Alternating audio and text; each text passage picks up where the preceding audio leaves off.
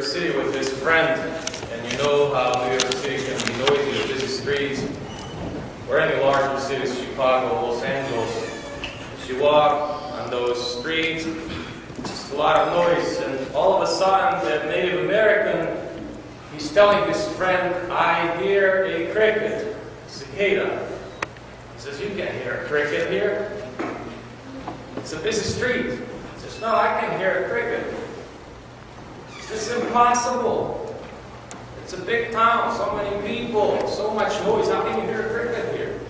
So let me show you. And he, maybe 2-3 yards away, was a pile of leaves, and he dug in and he pulled that cricket out. He says, "Here it is." He says, "How in the world could you hear that little bug?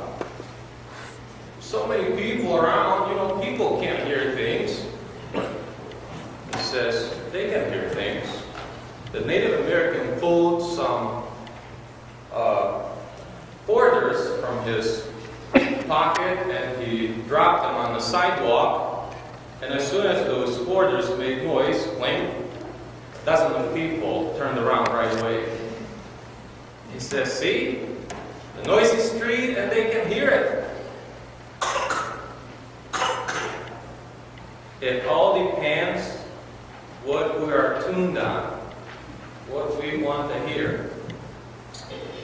We're approaching a great fast. Tomorrow is the first day of great fast.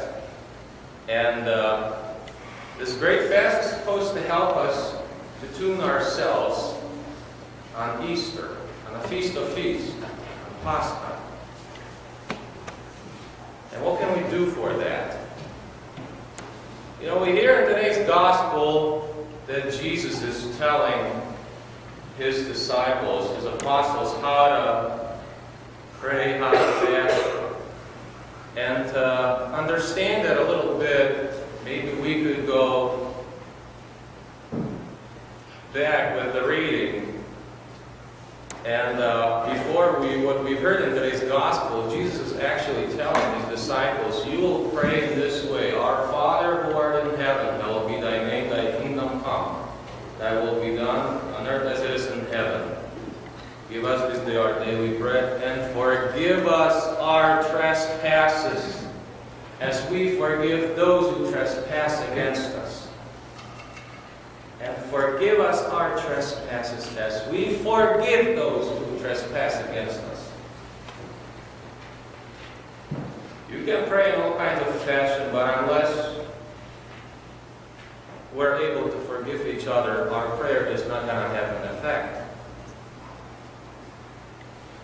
And we can pray at home, and the very practical thing is that when we pray, we want to put ourselves aside a little bit. And what I mean by that is, imagine yourself running for 5 miles. And then after running 5 miles, try to write something right away. Or try to say something, or try to paint something. You are not going to be able to. You're going to be seeing white spots and white stars. Whatever you're going to see, you're not going to do that. You need to calm down a little. Same with prayer, and that's what Saint Theophan the Recluse, the Russian starets or elder from the 19th century, was saying. You need to calm down before you start praying for maybe 5 or 10 minutes. So that's the first rule. The second rule when we pray, is, let's say you'll be praying Psalm 50. We need to focus on every single word, what we're praying. But I mean to make that effort to focus on it. And then after we pray, then you don't want to go to your everyday tasks right away. What we need to do is to wait 5-10 minutes again. And then we can go to our everyday lives. And this prayer will be effective for us. But remember, it's not going to have any fruit unless we are able to forgive each other. And then fasting. You know, we we hear that Jesus is saying about that fasting today to his apostles. When you fast, you have to comb your hair, oil your head, and just to look happy, not grouchy, gloomy. Why he was saying that? Simply because when you take Pharisees were fasting twice a day. Twice a week. Usually on Mondays and Thursdays.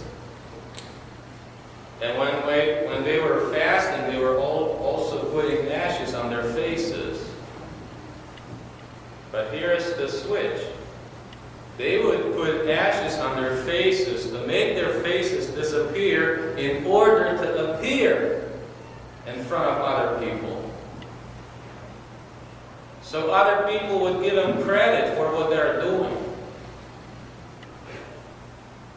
And Jesus Christ is saying totally opposite. If you fast,